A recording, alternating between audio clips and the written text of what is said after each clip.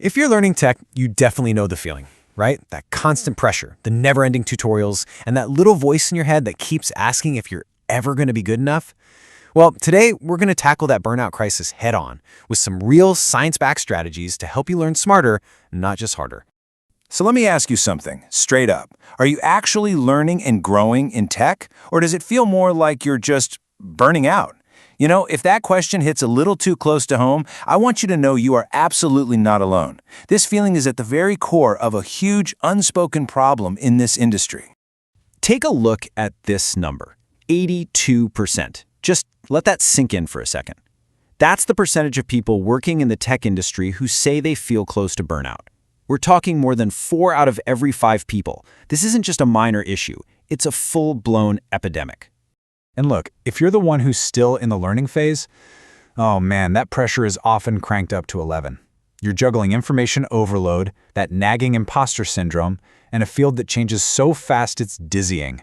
It's pretty much the perfect storm for total exhaustion. Okay, so let's really dig in and get a sense of the scale of this problem.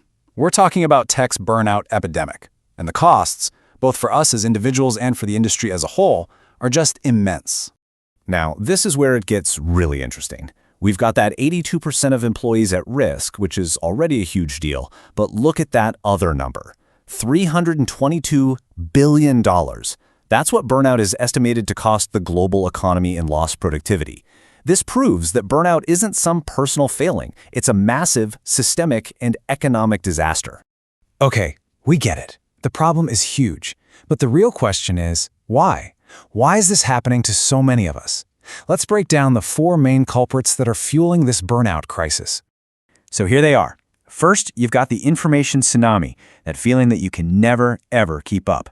Then there's the always-on culture, where studying just bleeds into every corner of your life and there's no time to unplug. Next, the comparison trap, which is supercharged by social media where it looks like everyone else is a genius.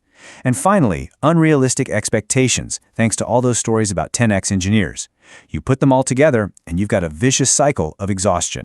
And wow, this really drives home just how damaging that comparison trap can be. Peak burnout at 25 years old. I mean, think about that. That's happening because younger learners are constantly seeing a curated highlight reel of everyone else's success, which just supercharges feelings of inadequacy and, you guessed it, burnout. Okay, enough about the problem. Let's start talking about solutions. It's time to open up your anti-burnout toolkit. These are real, practical strategies you can start using literally today to take back control. First tool up is spaced repetition. You know how we all used to cram for 8 hours straight for a test and then forget everything a week later? Well, this is the exact opposite of that. It's about reviewing stuff in short bursts over longer and longer periods of time. The science on this is crystal clear. It makes your learning way more efficient for long-term memory. So how do you actually do it? It's way easier than it sounds. After you study something for, say, 90 minutes, you schedule a quick review a day later, then 3 days later, then a week later, and so on. You can use apps or even just set calendar reminders. This simple system basically hacks your brain's own memory process, making learning feel a lot less frantic. Next tool in your kit, the 80-20 rule, also known as the Pareto principle.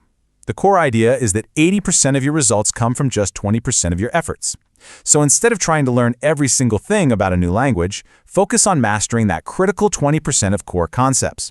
That's what gives you most of your real-world ability, and it keeps you from feeling totally overwhelmed. You know, this next one might be the most powerful tool of all, and it's all in your head. It's about shifting from a fixed mindset to a growth mindset. A fixed mindset says, I can't do this. It sees errors as failure. But a growth mindset just adds one tiny word. I can't do this yet. That one word changes everything. It reframes errors as just data, and it sees competence as something you build, not something you're born with. And this quote just nails that idea perfectly. The goal isn't to be a walking encyclopedia of tech. That's impossible. True competence is being confident that you have the ability to figure out whatever you need to, whenever you need to. That's the real skill. And finally, please, don't try to do this alone. Isolation is a fast track to burnout. In fact, the data backs this up big time. You are 74% more likely to actually finish an online course if you're part of a community.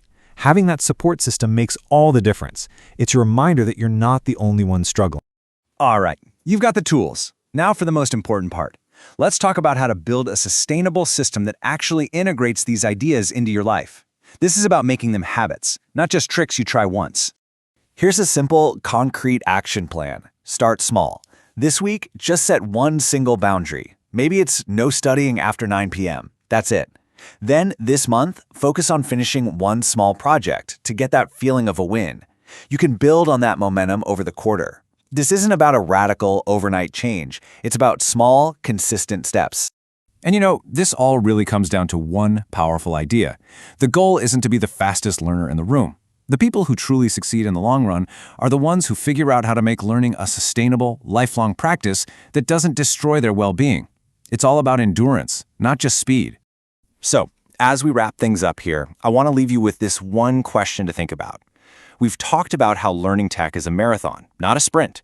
And all these strategies we covered, they're your tools for training for that marathon.